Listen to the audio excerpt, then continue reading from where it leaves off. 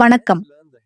தடைகளை நீக்கும் அறிவின் தெய்வன் விநாயகரின் வரலாற்றை சுருக்கமாக பார்ப்போம்.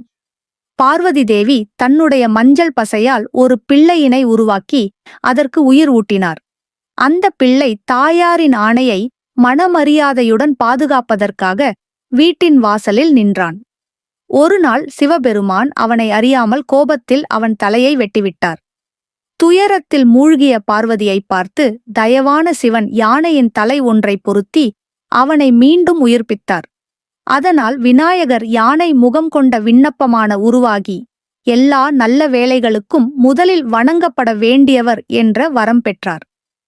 இன்று நம் வீடுகள், கோயில்கள் மண் அல்லது பிளாஸ்டர் சிலைகளை அலங்கரித்து கொழுக்கட்டை போன்ற இனிப்புகள் அர்ப்பணித்து சில நாட்கள் வழிபட்டு பின்னர் நிர்மால்யமாக நீரில் விடுவதன் மூலம் மகிழ்ச்சியும் ஒன்றிணையும் உணர்வும் பரவும்.